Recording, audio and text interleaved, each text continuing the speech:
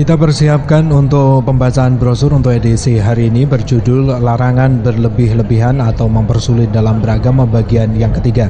Disampaikan oleh Ustadz Marjono. Selamat mengikuti. Bapak, Ibu, dan saudara sekalian, marilah kita cermati bersama brosur kita di pagi hari ini. Bismillahirrahmanirrahim. Brosur Ahad 27 Oktober 2024 bertepatan 23 Rabiul Akhir 1446 Hijriah. Larangan berlebih-lebihan atau mempersulit dalam beragama bagian ketiga. Di dalam hadis dijelaskan bahwa ada 3 orang ingin melaksanakan ibadah yang pada asalnya disyariatkan, akan tetapi kaifiyat atau caranya tidak pernah dilakukan oleh Rasulullah Shallallahu Alaihi Wasallam. Puasa dan sholat malam misalnya, pada asalnya puasa sunnah itu dianjurkan, begitu juga sholat malam itu disunahkan.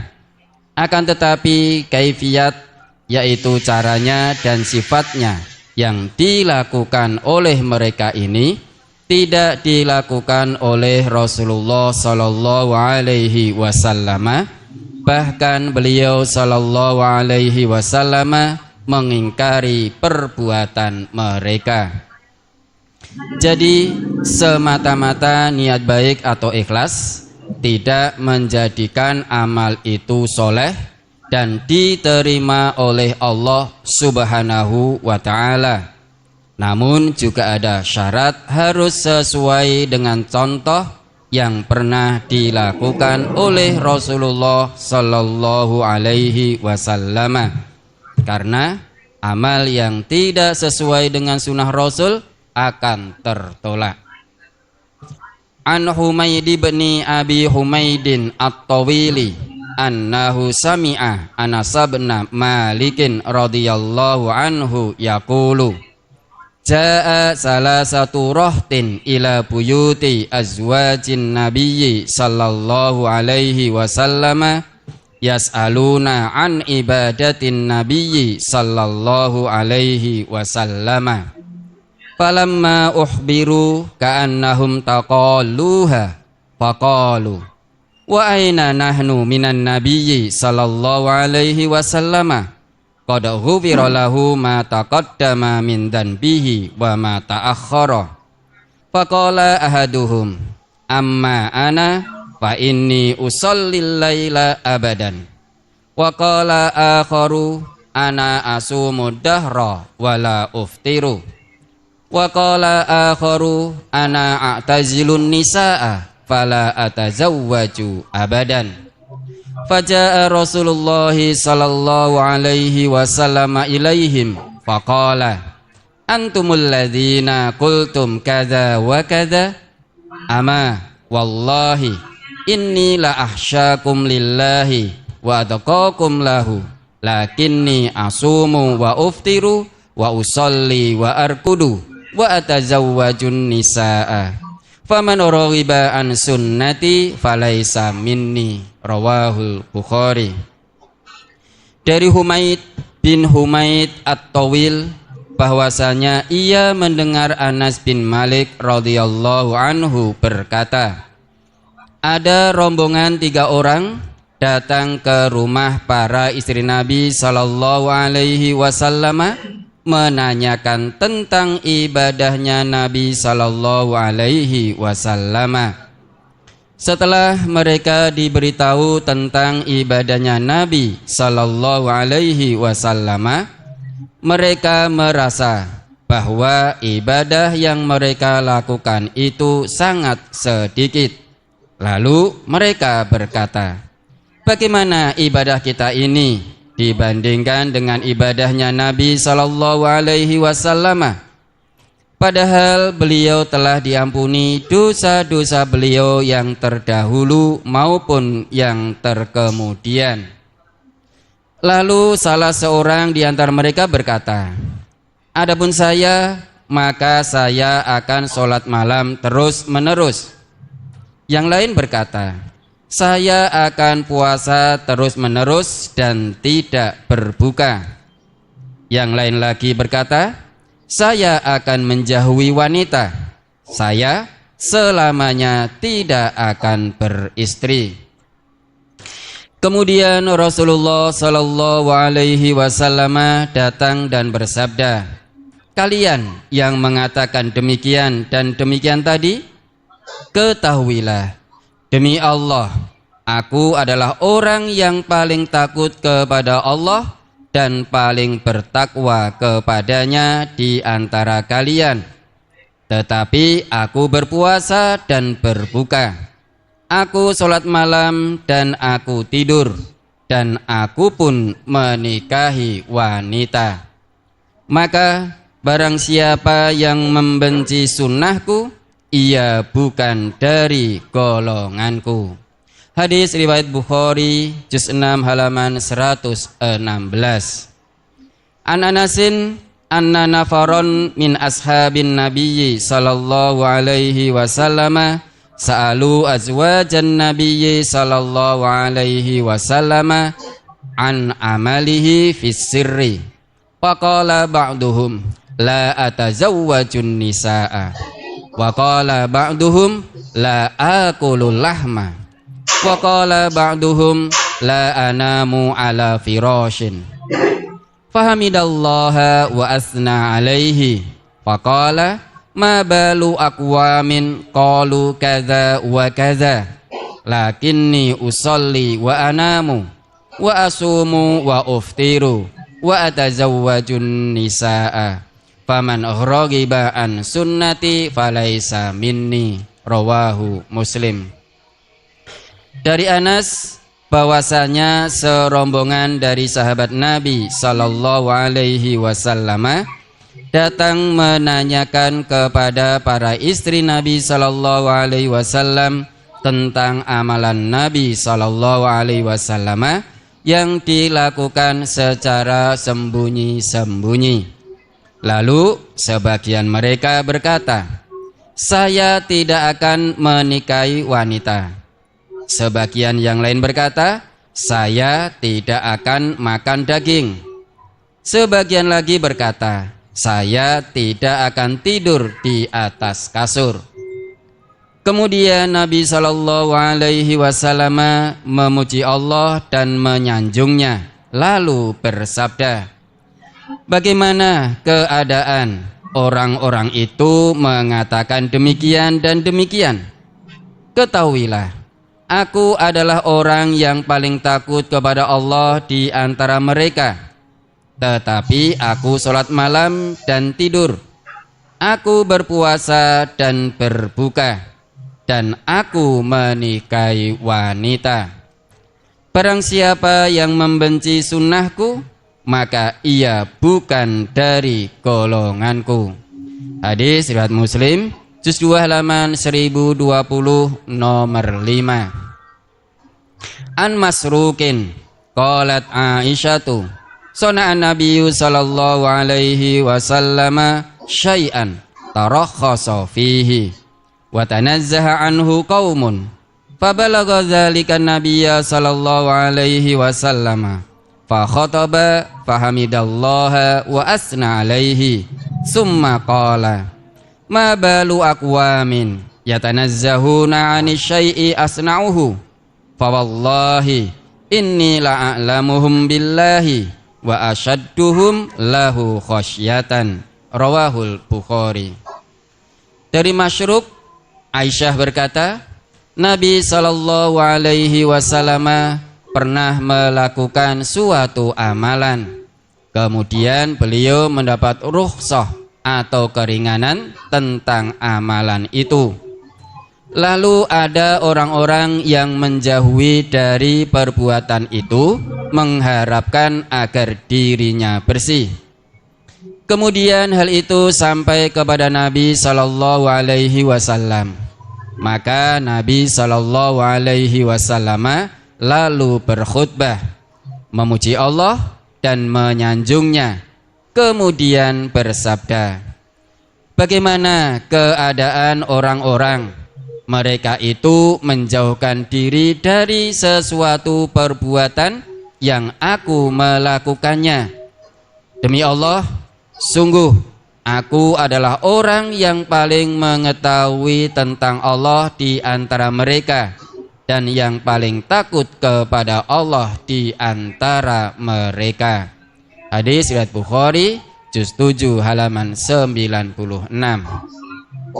An Aisyah qalat, sana'a Rasulullah sallallahu alaihi wasallam amron fatarakhasa fihi fabalagha dzalika nasan min ashabihi faka'annahum karihuhu wa tanazzahu anhu fabalaghahu dzalika faqama khatiban faqala ma balu rijalin balaghahum anni amrun tarakhastu fihi fakarihuhu wa tanazzahu anhu fa wallahi la ana a'lamuhum billahi wa ashadduhum lahu khasyatan. Rawahu Muslim. Dari Aisyah, ia berkata, Rasulullah sallallahu alaihi wasallam pernah melakukan suatu perkara, lalu beliau mendapat rukhsah atau keringanan tentang hal itu. Kemudian kabar yang demikian itu sampai kepada orang-orang dari sahabat beliau. Lalu seolah-olah mereka itu merasa tidak suka dan ingin menjauhkan diri dari hal itu. Kemudian hal itu sampai kepada Nabi sallallahu alaihi wasallam. Lalu beliau bangkit dan berkhutbah. Beliau bersabda, bagaimana keadaan orang-orang yang telah sampai kepada mereka suatu perkara dariku yang aku telah mendapat keringanan padanya, lalu mereka tidak suka dan ingin menjauhkan diri darinya? Demi Allah, sungguh aku adalah orang yang paling mengetahui di antara mereka kepada Allah dan yang lebih takut kepada Allah di antara mereka. Hadis riwayat Muslim juz 4 halaman 1829 nomor 127. An Aisyah qalat, rakhasa Rasulullah sallallahu alaihi wasallam fi amrin fatanazzahu anhu nasun minan nasi fabalagha dzalika nabiyya sallallahu alaihi wasallam faghadiba hatta banal ghadabu fi wajhihi summa qala ma balu aqwamin yarghabuna amma rukhisa li fihi fa wallahi la ana a'lamuhum billahi wa ashadduhum lahu khasyatan. Rawahu Muslim. Dari Aisyah, ia berkata, Rasulullah sallallahu alaihi wasallam pernah memberikan rukhsah atau keringanan dalam suatu perkara. Lalu ada orang-orang ingin menjauhkan diri darinya. Kemudian hal itu sampai kepada Nabi sallallahu alaihi wasallam. Maka beliau marah sehingga kemarahan itu tampak pada wajah beliau. Kemudian beliau bersabda, bagaimana keadaan orang-orang yang membenci kepada sesuatu perkara yang aku telah diberi rukhsah padanya? Demi Allah, sungguh aku adalah orang yang paling mengetahui di antara mereka kepada Allah dan yang paling takut kepada Allah di antara mereka. Hadis riwayat Muslim juz 4 halaman 1829 nomor 128.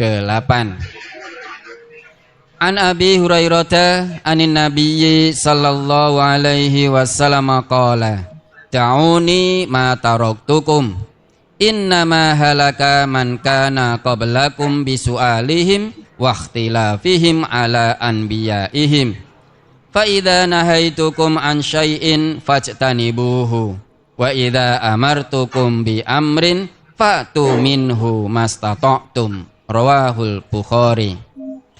Dari Abu Hurairah dari Nabi sallallahu alaihi wasallam, beliau bersabda, biarkanlah aku dengan apa yang aku tinggalkan kepada kalian.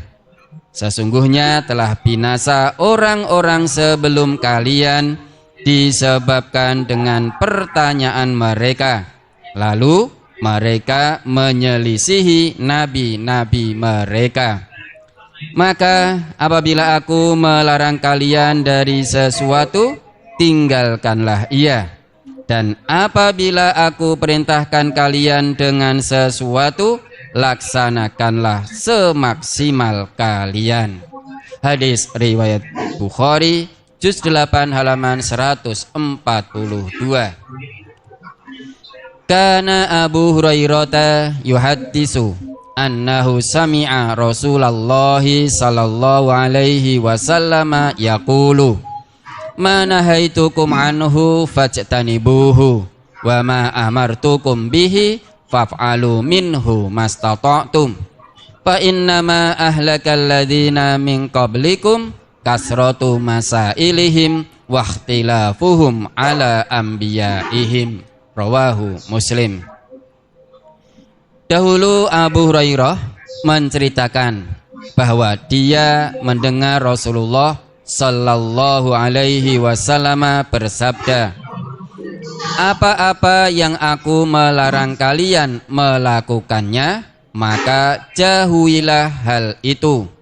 Dan apa-apa yang aku perintahkan kepada kalian melakukannya, maka laksanakanlah semaksimal kalian. Karena yang membinasakan orang-orang sebelum kalian adalah banyaknya pertanyaan mereka. Lalu mereka menyelisihi nabi-nabi mereka. Hadis riwayat Muslim, juz 4 halaman 1830, nomor 130. An Abi Hurairah qala qala Rasulullah sallallahu alaihi wasallam utrukuni ma taraktukum fa idza haddastukum fakhudhu anni fa innama halaka man kana qablakum bi kasrati su'alihim wa ikhtilafihim ala anbiyaihim. Rawahu At-Tirmizi.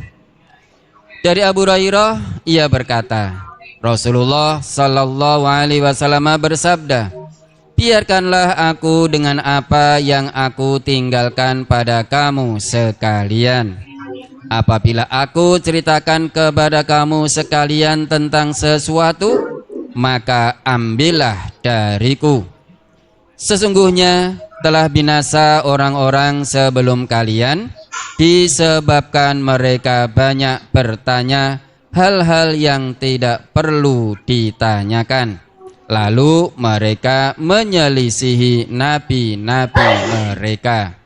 Hadis riwayat Tirmizi, juz 4 halaman 152, nomor 2820. Ini hadis hasan sahih. An Abi Hurairah qala khatabana Rasulullah sallallahu alaihi wasallam faqala ayyuhan nasu qad faradallahu alaikumul hajja fahujju. Wa qala rajulun aqul amin ya Rasulullah fasakata hatta qalaha salasan. Faqala Rasulullah sallallahu alaihi wasallam law qultu na'am lawajabat wala mastata'tum. Summa qala daruni ma taraktukum fa innama halaka man kana qablakum bi kasrati su'alihim wa ikhtilafihim ala anbiyaihim. Fa idza amartukum bi syai'in fa'tu minhu mastata'tum wa idza nahaitukum an syai'in fada'uhu. Rawahu Muslim. Dari Abu Hurairah, ia berkata, Rasulullah sallallahu alaihi wasallam berkhutbah kepada kami. Beliau bersabda, wahai para manusia, sesungguhnya Allah telah mewajibkan kepada kalian untuk berhaji, maka berhajilah kalian. Lalu ada seorang laki-laki bertanya, "Ya Rasulullah, apakah setiap tahun?" Maka Rasulullah Shallallahu Alaihi Wasallam diam, sehingga orang laki-laki tersebut menanyakannya sampai 3 kali. Kemudian Rasulullah Shallallahu Alaihi Wasallam menjawab, "Seandainya aku mengatakan iya, tentu menjadi wajib, dan kalian pasti tidak mampu melaksanakannya."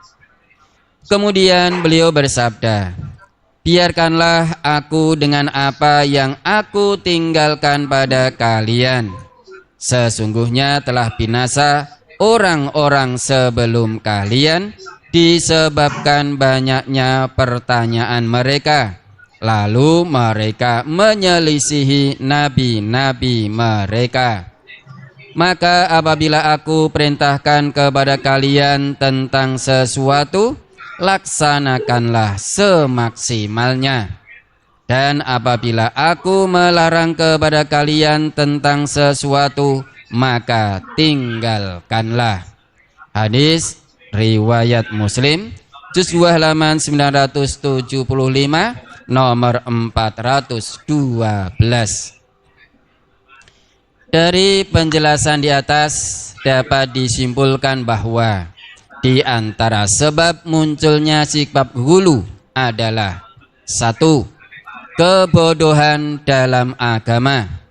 Ini meliputi kebodohan terhadap tujuan inti syariat Islam dan kaidah-kaidahnya, serta kebodohan dalam memahami nas-nas Al-Quran dan As-Sunnah. 2. Taklid atau ikut-ikutan.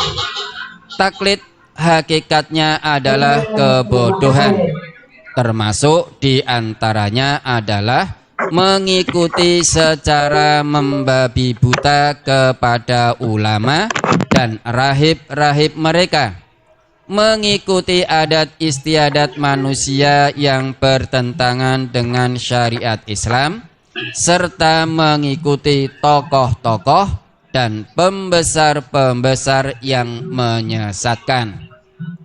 3. Mengikuti hawa nafsu. Timbangan hawa nafsu ini adalah akal dan perasaan.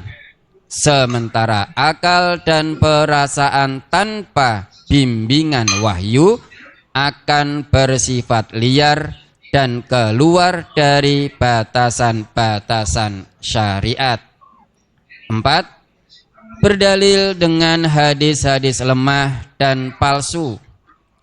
Hadis-hadis lemah dan palsu tidak bisa dijadikan sandaran hukum syar'i, dan pada umumnya hadis-hadis tersebut dikarang dan dibuat-buat bertujuan menambah semangat beribadah atau untuk mempertebal sebuah keyakinan sesat.